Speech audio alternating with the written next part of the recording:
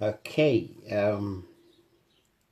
let me welcome you in my kitchen today, this afternoon, or this morning. Well, depending from wherever you want to be watching this video from. Right after here, it will go to my to my YouTube channel. I'm in my kitchen right now. I'm going to prepare an okra sauce. A very good vegetable that actually is known across West Africa. I don't know much about. Yes, it's in Central Africa because I've seen some Congolese using it, but the way they prepare is quite different. The way we prepare in the West African context, okra. For some of you that perhaps this may be strange to you, this is what is referred to as okra. I have no idea where the origin is, but I know in Liberia we use it quite a lot. We use it in Sierra Leone, in in Guinea, and I know Nigerian as well. But it's more popular between Liberia, Sierra Leone, and Guinea. I know of the three countries because I've been there. So this is okra for some of you that don't know it, and I'm going to do what we refer to in Liberia as a fried okra. Okay, the stew is we're gonna start with frying it, and then cook to the point of eating. So welcome to Max K Mix Kitchen. We're not doing politics right now. We're not doing a lot of different entertainment, but we are doing the cooking entertainment this afternoon. So go along with me. I'm going to show you what we need to do. I got my chopping board here already, which of course going to be lying on the on the table. I'm going to make sure that the okra is sliced to the very sizable point where the size that I love anyway. I love them to be very very thin. There are some other people actually they cook they put the whole okra in a well to prepare stew. Also they put the whole okra there. There are some other people who do it that way. Some other people they cut it into half or maybe three part of such a okra also, and cook it. But we depend from the background you come from as well. But for us, or the way I was taught, especially by my grandmother, may also rest in peace, okra like this, the end size, and of course the grape that can hold the okra when it's growing, when it is bare, you have to. My grandmom told me that you have to get that off, because that if that goes in a stew, it's quite hard. It's not just easy to get cooked as well. So you get that off, and the bottom as well. You can cut a bit of it, so this can go to the bin. But like I said, in other part of the world, people cook the whole okra as it is. But for us, for me, the way I was brought up, how I saw it been happening, how my grandmom used to cook it. We have to do it that way. So what we're going to do now is to ensure that we, try to slice the okra in a very thin manner. Just about this size. Well, that's the size I love anyway. A very thin size. So what I'm going to do now is show you how to have it at that level. So let me slice it now for you. Welcome, Amos. I'm showing I'm doing some cooking here now. No politics now. So this is how it goes. You slice it like this.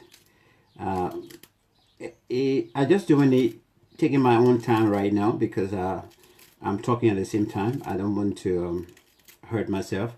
But if I'm actually just paying attention to it, I can do it very fast. The way my mom taught me, my grandmom taught me, I can really do it very, very fast. But right now, I'm talking to you at the same time, so health and safety come first. I don't want to, you know, mix the blood with my with the okra I'm doing. So you slice it to this level, very thin if you want to.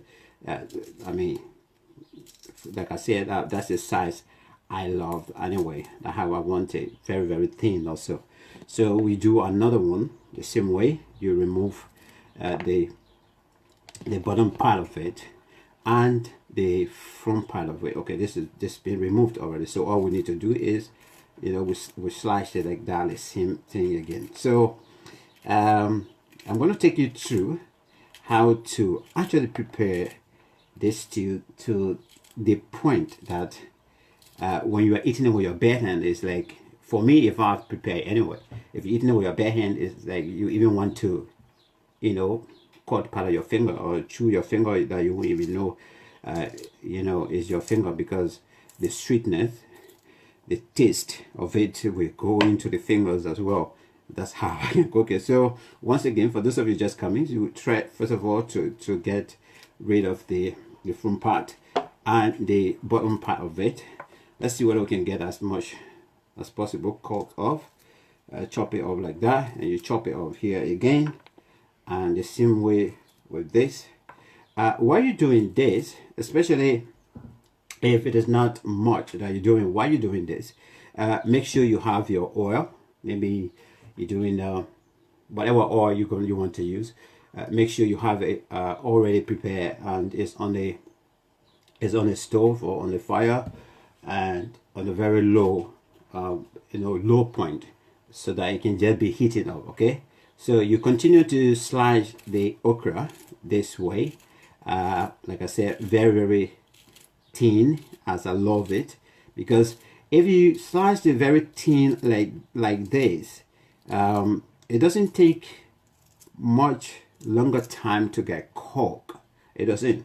I think somebody is laughing at me. I don't know if you're laughing at me, or I don't know, you're laughing of the action I'm doing here, the cutting, but that's how I was taught. I was brought up by my actually my grandmom, my late grandmother, played a huge role in my life. So these are some of the skills you actually left for me before she died. So these skills are all transferable skills. Many of us, we know we can do this as well. So yeah, cooking class today, Granny. Now my okay, my other grandmom is just stepping in the house. Yeah, cooking class today. I did one the last time, but you missed that. I was cooking pumpkin. That's on my YouTube channel already. If you want to watch that, how to cook pumpkin the right way, it's on my YouTube channel. So today we're cooking okra, Granny, and welcome. These are some of the skills you gave me as well. So we I'm coughing now because I got kind of the pepper boiling. Normally I like to soften my pepper before I can mash it up. So the pepper is boiling there. The oil is on the fire as well. So yes, we get it thin like that. Cut it very thin. So okay, then we'll get that done. And then onions. These are red onions, but we know, you know, we got white and red onions, isn't it? So whichever onion, it doesn't matter which, you know, what color of onion you want to cook also. People say onion, not onion anyway. So you can use white, you can use yellow, you can use green onions, whichever you love, or maybe that could be available to you. You can cook that. So I'm going to show you now how to also take care of the onions to prepare this particular stew, which is okra stew. Some people say okra sauce, so I will say as well. Welcome, Irene. Welcome in the kitchen, in Max Kpakio kitchen. I am I'm cooking today. I'm cooking okra sauce, okra stew. So I finished slashing the okra already. It's done. Getting prepared to go into the frying, into the cooking sauce as well. So this is it, onions. So what I'm going to do now is slice these onions to the level. To be honest with you, I've gotten used to using my hand to actually slice the onion, not the chopping board. So normally I hold it like that and just slice it.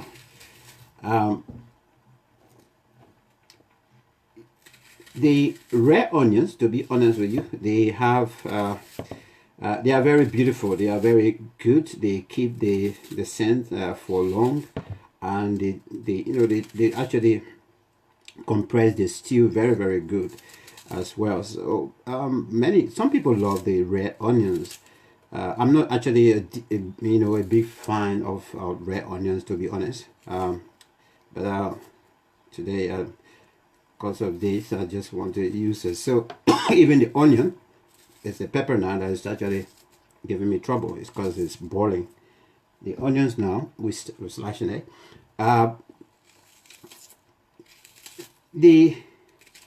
Both the red onions and the white onions, the white onions are actually much lighter than the red onions if you're cooking them. Okay, just to remind you, because when I was doing doing some of the courses, I was told like that, and I tried it. I realized indeed it was true. These onions are quite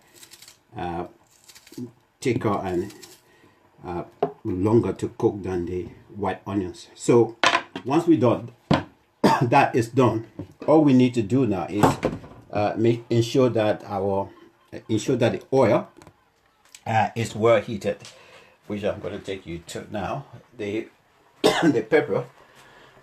Okay, sorry about this, because a bit of mistake. I need to open the back door now. So I'm actually boiling the pepper, which you can see here. I don't know if you can see it. Probably, yeah.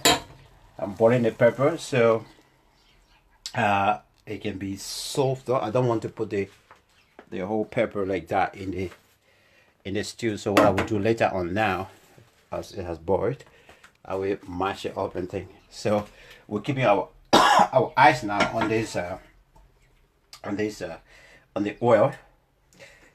Once it reach to the level of you see the oil, even the oil as well, it doesn't matter. Some people, they love lots of oil. I don't. So it's just a little bit, maybe just to the point of the moment the okra is ready to settle in, then the oil is absorbed. You put a little bit of water and then that's it. So you don't need to put a lot of oil, because oil is not that too good to always be to eat too much anyway. Okay, something going on here, so let me see whether I can tie this up quick. Okay, I think it's tied now. Okay, so what we need to do now is get the okra and the onions ready, very close to the oil that is almost ready, I can say, for it to go in the pot. So let's get closer to the stove again. Okay, we just need some space here so that we can let's see, we can fry the let me see, trying to find room for this. Not much room is here, so still want to see. Okay, I think much better here. So now we can see the heat from the oil is now built up to the point that we can see the oil, the sunflower oil, is actually changing color. So perfect time now to put the okra there. Just about to burn my bowl. So this is the okra now. I don't want to cook the whole okra, so one piece is forgotten in there. This is the whole okra. It's already all cut. I'm just mixing it up with the a lot of okra here. I'm mixing it up with the onion so that they all can fry together. So what we're going to do now is pull this, and you're going to hear some sound there as well. So pull in the very hot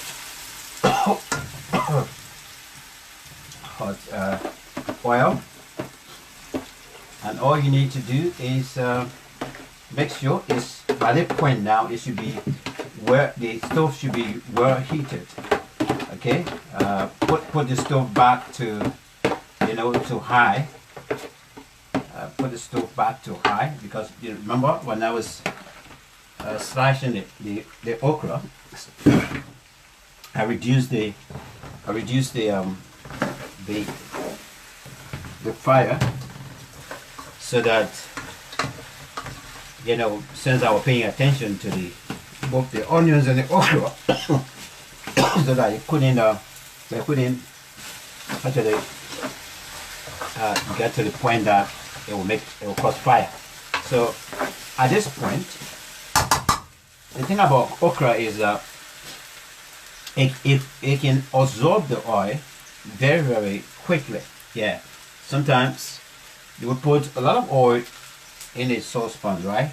But when you put the okra there, you see that under there the pot will get so dry so quickly.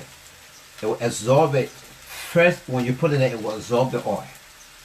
Until later on, as you keep stirring it, and it is being suppressed and trying to cook, it will then begin to release the oil back into the saucepan.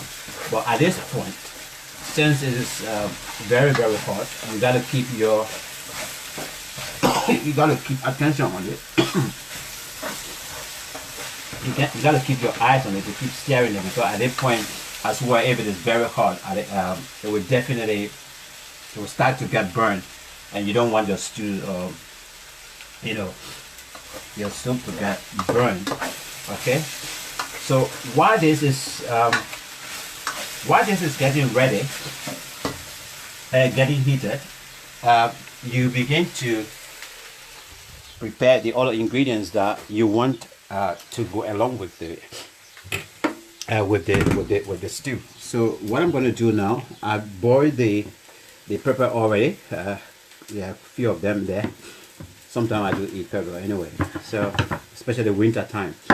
I'm going to make sure that this pepper is actually reduced to the size,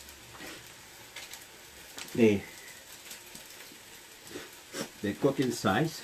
So what we're going to do is put a little bit of salt to actually give us that help in terms of mashing the pepper. So what we're going to do, I'm going to improvise here because I don't have the masher here. So I'm going to improvise here with something else. All I want is to mash the pepper, reach it to the point that if it is put in the stew, it's not, I'm not going to have the skin, like that, or have the whole pepper coming up. So that's what I'm trying to do, because this, that's where the pepper will have this yellow grain and red pepper. Sometimes it can be hard to cook properly if you put the whole pepper there. But depending, everybody can eat pepper. Everybody can eat pepper. If not, put the whole pot of pepper in the stew also, and then thereafter later, those that can eat it can have it out and use it. So yeah, the pepper, as far as it is now, it is ready to go, but that will go later on. So we're going to go back to keep our eyes on the okra as well. Let's see what's happening here, because we don't want it to start burning. So what we need to do, give it another stir.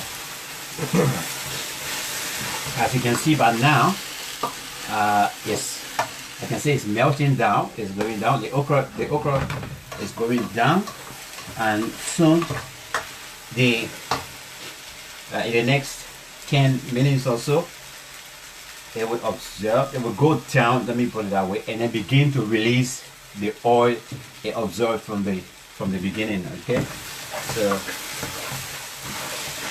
that's why I love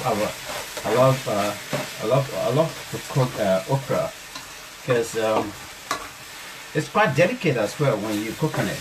Because at a certain point it will reach where it will be sticking together, and because you want to cook it, in a way that it should really be cooked properly.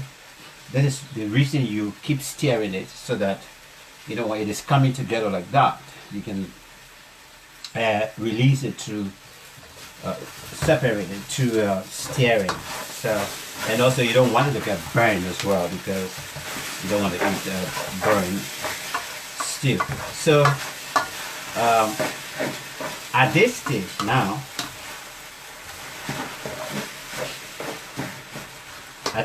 now, where at least it's melted down, what you need to do now is what you need to do now, get some other ingredients. So what you want to put there. We are not going to touch the oil right now. That's just the pepper right now. All we're going to do is find, maybe you're cooking meat or you're cooking chicken or the soup, but for me today I'm going to be doing chicken anyway.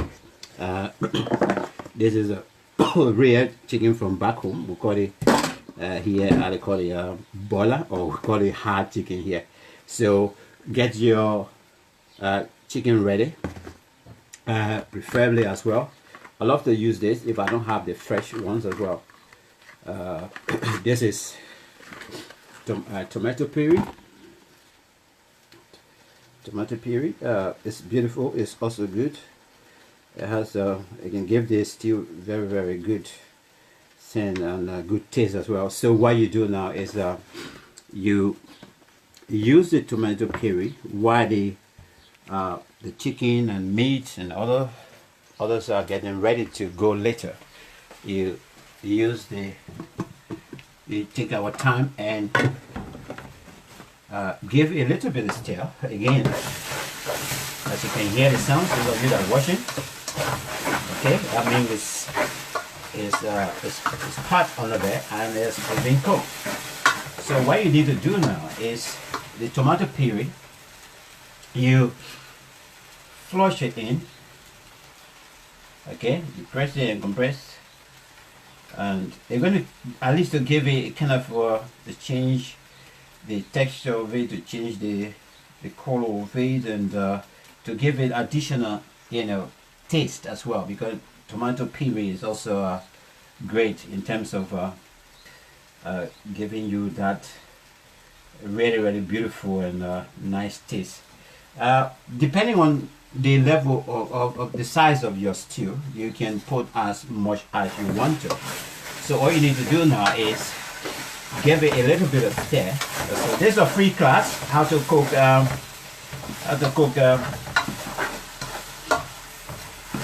how they call it, okra sauce, okra stew. So we are mixing the tomato puree in here now. So what we need to do as quickly as possible, we can add some water on it now. We can add some water on it, and because I'm going to use I'm going to add some different ingredient, which is something else though. So we're going to add some water on it. So as you can hear the sound now, this water will help to start giving the okra the boiling point, because at this point now,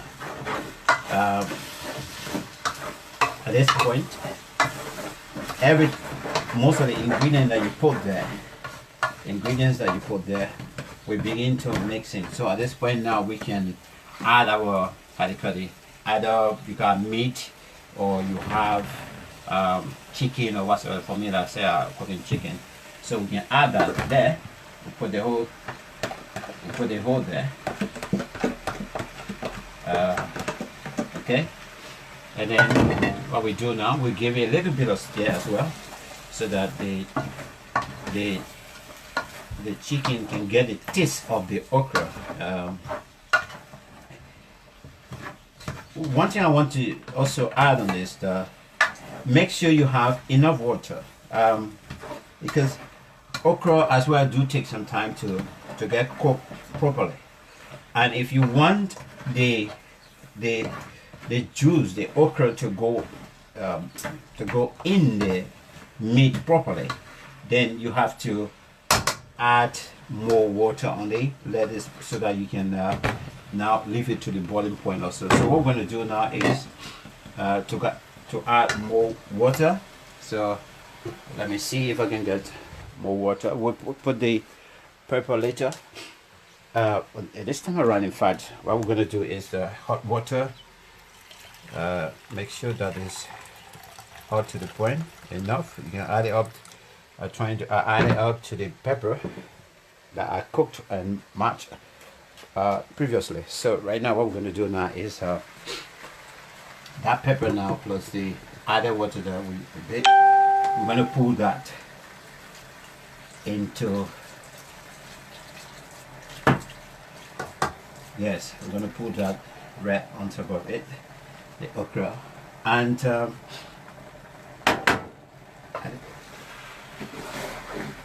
make sure you keep your eye, because okra very quick to stick under.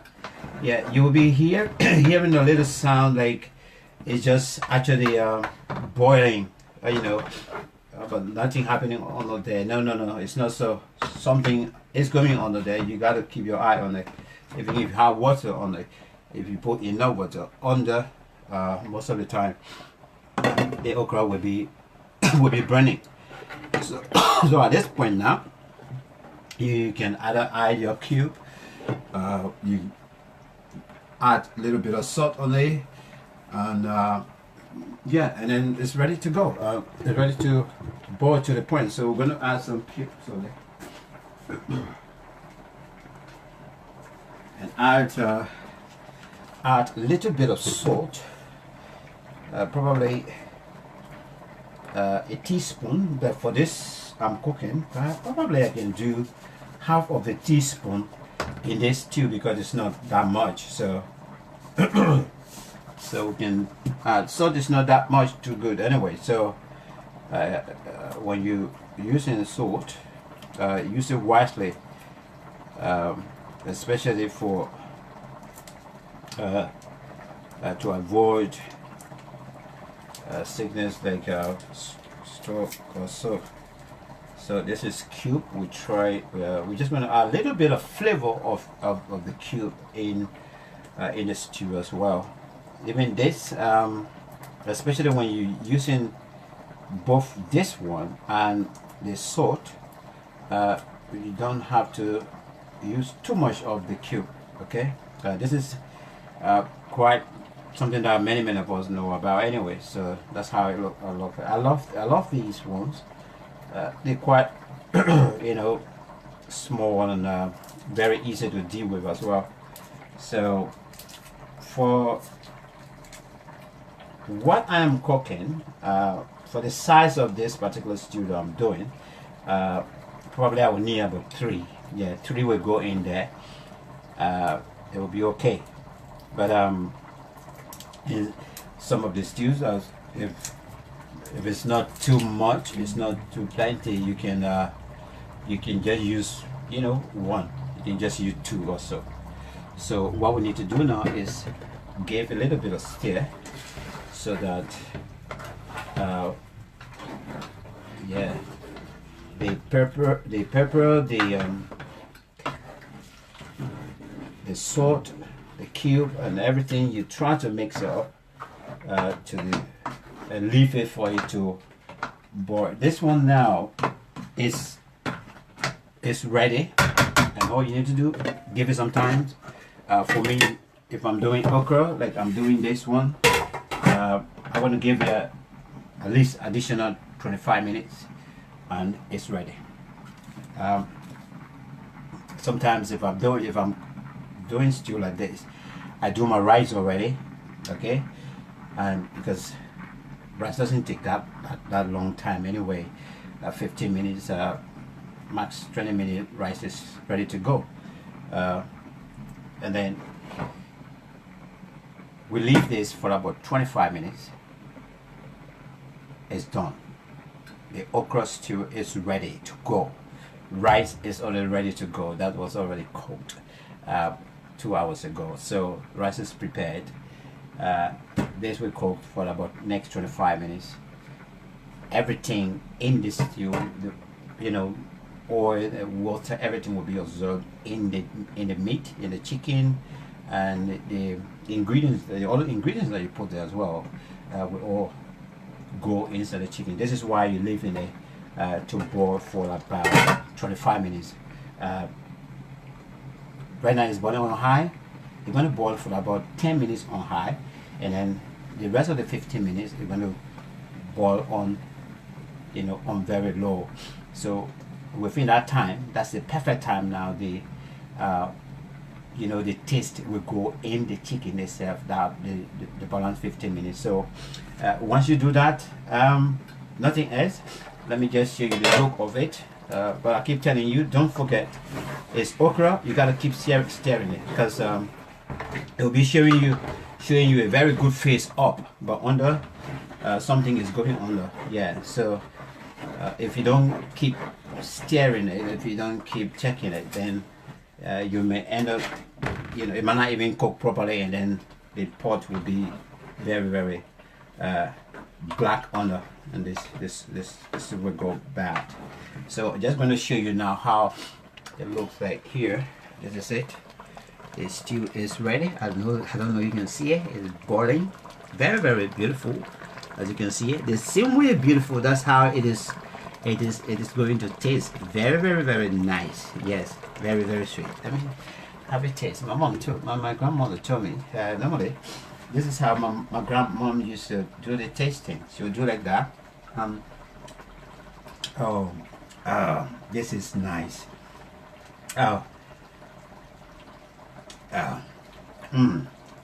This is perfect. The pepper is just to the level.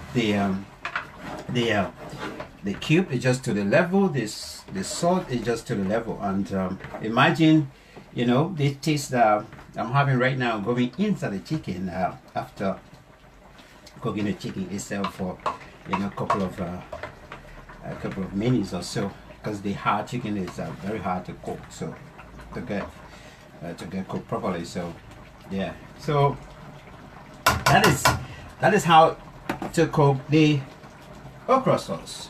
So we're gonna leave it now. Like I said, let's stay on high for the next. Let me see the time now. Okay, it's gone about 7 minutes. So in the next 7 minutes, I will lower it for additional 15 minutes. Perfect, I'm ready to go. And then I'll call you for dinner, because it's already dinner time anyway. Thank you very much for watching. Please, if you come across my video on YouTube, please love it, because I'm going to send the video on YouTube as well. This particular video, for some of you that have been sharing it, thank you for sharing as well. Tomorrow another time we're going to do fufu. How to prepare fufu. Yeah, I'm going to do that right in the kitchen here.